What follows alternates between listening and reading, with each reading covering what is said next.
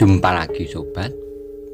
Pada kesempatan kali ini kami menampilkan kisah karya Langit Krisna Haryadi berjudul Gajah Mada. Selamat menikmati. Salam sejahtera untuk Anda semuanya. Salam budaya.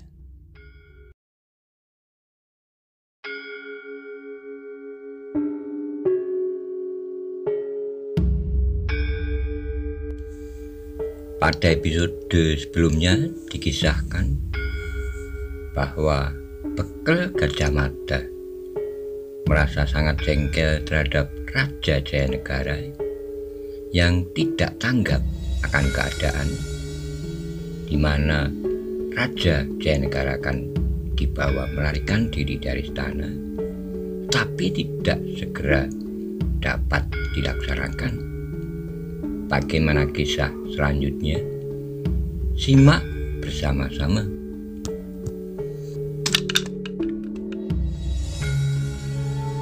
Perintah telah dijatuhkan oleh Gajah Mada yang merasa kecewa melihat sikap Jayanegara yang tidak bertindak cekatan.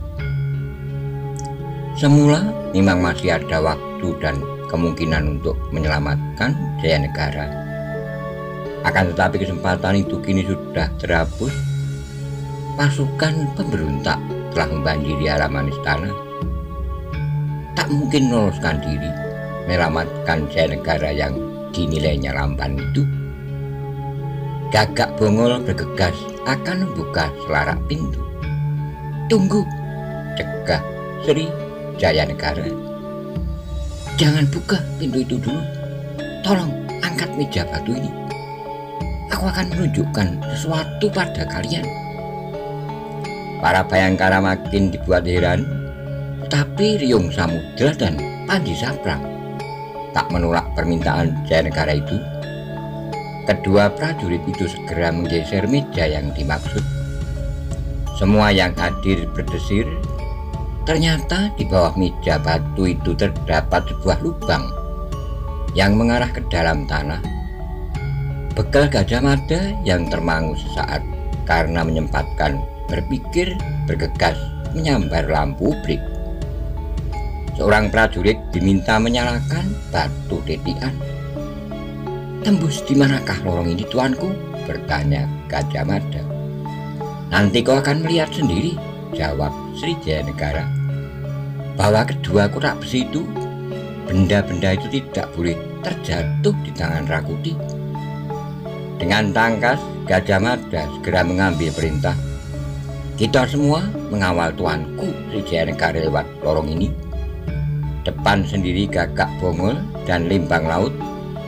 Disusul tuanku Jayanegara dan aku. Lainnya di belakang. Bawa kedua peti itu. Ayo." Gagak Bongol dan Limbang Laut yang memegang obrik segera masuki ruangan bawah tanah, yang disusul kemudian oleh Sri Jayanegara dan Bekel Gajah Mada. 10 orang pasukan Bayangkara yang lain mengiring di belakang. Dengan susah payah, 2 orang Bayangkara paling belakang berusaha menutup kembali pintu rahasia berupa meja batu itu. Udara yang pengap dan panas segera menjemput kehadiran mereka. Adalah Rapangsa dan Rabanyak telah sampai di depan bilik pribadi Jayanegara. Keduanya segera menggulingkan Gupolo penghias taman. Gupolo yang terbuat dari batu itu diangkat berdua dan dihantamkan ke pintu. Dengan sekali hantam pintu itu jebol. 2 Winesuka itu semula berharap akan menemukan Jayanegara dan para Bayangkara bersembunyi ketakutan di ruang itu. Namun ternyata tidak ada siapapun di sana. "Gila," umpat Rabanyak. "Mana mereka?" Banyak dan Pangsa saling pandang. Mereka bergegas memeriksa ruangan itu.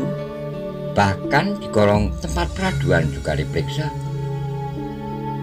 Tetapi mereka tidak menemukan siapapun, seolah-olah para Bayangkara yang sebelumnya dengan jelas mereka lihat masuki bilik pribadi raja itu lenyap begitu saja tanpa jejak, seperti ditelan bumi. Sejenak kemudian Rawedeng dan Rayuyu yang disusul kemudian oleh Ratanca sampai pula di tempat itu. "Mana mereka?" bertanya Rakrian Tanca. "Entah," jawab Rapangsa. "Kami mendobrak pintu. Mereka hilang. Panjang dinding istana telah dipagari prajurit. Tidak mungkin ada yang meloloskan diri tanpa ketahuan. Aku yakin mereka masih berada dalam istana, entah bersembunyi di sebelah mana." Para Winesuka sepakat memang tak mungkin bagi Jayanegara dan Bayangkara meloloskan diri keluar dinding istana tanpa diketahui. Mereka sepakat pula Jayanegara dan Bayangkara tentu bersembunyi, entah bersembunyi di bangunan mana. "Aku akan melaporkan hal ini kepada Rakuti," berkata Tanca dengan nada datar. Perang terus berkecamuk, namun dengan cepat Rakuti mengendalikan keadaan. Pasukan Jalapati yang bergabung dengan pasukan Jalarananggana diminta untuk menyerah. Rakuti berjanji tidak akan mengusik mereka apabila mau menyerah. Sebagian prajurit menerima tawaran itu, sebagian yang lain yang mempunyai harga diri terus mengadakan perlawanan. Namun demikian, prajurit yang mengadakan perlawanan itu akhirnya mengalami kesulitan yang di luar tekanan yang mereka rasakan. Makin tidak tertahankan lagi, yang pada ujungnya memaksa mereka untuk meletakkan senjata. "Rakuti, ada hal yang aneh. Bayangkara dan Jayanegara tidak ada," seru Ratanca. "Apa?" Rakuti kaget. "Mustahil. Istana ini telah dikepung rapat. Tak mungkin Jayanegara dan para Bayangkara itu bisa meloloskan diri. Mereka pasti masih berada di dalam dinding. Mereka bersembunyi di suatu tempat. Karena itu geledah semua bangunan. Juga amankan harta benda yang dimiliki Jayanegara. Periksa dengan teliti bilik pribadinya." Ratanca mengangguk. "Aku akan sampaikan perintah penggeledahan itu." Di lorong bawah tanah, para Bayangkara terus bergerak. Perjalanan bawah tanah itu ternyata bukanlah perjalanan yang mudah. Gagak Bongol dan Lembang Laut yang menjadi cucuk lampah harus mengawasi lorong dengan cermat. Keduanya cemas kalau sampai ada ular berbisa yang menghadang mereka. Berbeda dengan kecemasan Gajah Mada, pimpinan pasukan Bayangkara itu teringat dengan apa yang diucapkan sosok tidak dikenal yang mengaku bernama Mandir Kawuryan, yang memberitahunya tentang kemungkinan di dalam tubuh pasukan Bayangkara ada yang berkhianat menjadi kaki tangan Rakuti. Jika pengkhianat itu bermaksud memanfaatkan keadaan, maka hal itu sungguh berbahaya. "Ada pengkhianat di antara Bayangkara," Gajah Mada berbicara pada diri sendiri. "Tapi siapa pengkhianat itu?" Tanpa banyak berbicara, pasukan kecil itu terus bergerak. Gagak Bongol dan Lembang Laut terus berjalan sambil dengan amata teliti memperhatikan keadaan di depan. Gajah Mada menempel Jayanegara dengan ketat. Pada saat yang demikian itulah Gajah Mada berdesir. Karena telinganya yang tajam mampu menangkap gerakan salah seorang Bayangkara, berusaha mendahului langkah Bayangkara yang lain. Dengan demikian bisa diperoleh kesimpulan orang itu berusaha mendekati Jayanegara. Gajah Mada segera menghunus kerisnya. Gajah Mada bertambah tegang saat mendengar isyarat-isyarat tertentu yang tidak lazim. Ada yang berdesis dan dijawab dengan siulan kecil, bahkan suara jari yang dijentikkan dengan jempol tangan. Sebagai orang yang mengenyam dunia telik sandi, Gajah Mada sangat yakin ada makna tertentu di balik isyarat tidak wajar itu. Namun bekal Gajah Mada tetap diam dan menunggu perkembangan. Sebenarnya lah memang ada salah seorang dari Bhayangkara yang berusaha mendekati Jayanegara. Gerakannya memang tidak menarik perhatian bagi yang lain, tetapi benar-benar harus diperhatikan dengan cermat oleh bekal Gajah Mada. Akhirnya orang itu makin dekat, bahkan sampai di belakang bekal Gajah Mada. Pimpinan pasukan Bhayangkara itu tidak mau mempertaruhkan keadaan. Tanpa banyak bicara, Gajah Mada tiba-tiba mengayunkan tangannya, membenamkan kerisnya ke tubuh Bhayangkara itu. Terdengar sebuah jerit, kemudian disusul oleh tubuh terjengkang. "Berhenti semua!" teriak Gajah Mada. Pasukan kecil itu berhenti. "Ada apa?" bertanya Jayanegara. "Ada apa, Kakang Bekal?" Terdengar lagi sebuah pertanyaan dari belakang. Keris yang dipegang bekal Gajah Mada ternyata memang sangat beracun. Ayunan yang dilakukan bekal Gajah Mada dengan telak menenggelamkan keris itu tepat di dada, menembus jantung korbannya. Tubuh celaka yang terkena keris itu terjerembab bersandar dinding dan hanya membutuhkan waktu yang amat singkat untuk mati. "Ada apa, Gajah Mada?" Kembali Jayanegara yang sangat cemas bertanya. "Ada pengkhianat di antara kami, tuanku," jawab Gajah Mada dengan tegas. "Hamba sudah lama mengetahui bahwa memang ada pengkhianat di antara pasukan Bhayangkara. Tak malu-malunya menjadi kaki tangan Rakuti. Hal ini menyedihkan dan mengecewakan sekali." Lorong bawah tanah itu mendadak menjadi hening, tak ada seorang pun yang berbicara. Gagak Bongol yang membawa lentera bergegas berbalik untuk meriksa siapa yang telah menjadi pengkhianat itu. Lentera yang nyaris padam ternyata masih bisa menerangi raut wajah pengkhianat yang mati ditikam keris Gajah Mada. Gagak Bongol terbelalak. "Gila!" desis Gagak Bongol. "Pandi Saprang!" Ucapan Gagak Bongol mengagetkan para Bhayangkara yang mengiring Jayanegara terhinyak. Tersentak kaget oleh kenyataan yang tidak terduga.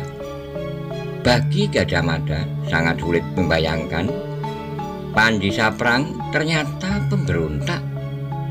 Entah bujukan macam apa yang telah menjerumuskan Pandi Saprang hingga bersedia menjadi kaki tangan Rakuti. Apa yang telah terjadi itu menjadi renungan bagi semua yang berada di lorong bawah tanah itu. Semua memahami mengapa Pandi Saprang mau berkhianat terhadap negara. Gajah Mada termangu sejenak mengenang bagaimana sepak terjang Bhayangkara. Pandi Saprang selama ini, begitu pintarnya Pandi Saprang dalam memerankan diri. Bahkan ia menyempurnakannya melalui anak panah yang dilepas dan berhasil menyambar tubuh Rakuti. Kita bicarakan adanya pengkhianat itu di lain waktu. Ayo berjalan lagi. Gagak Bongol kembali menjadi cucuk lampah dan berjalan paling depan sambil meraba-raba lorong yang amat gelap dan hitam kelam. Dalam hati para Bhayangkara, bahkan bekal Gajah Mada sekalipun, semuanya masih merasa heran dan penasaran terhadap adanya lorong bawah tanah itu.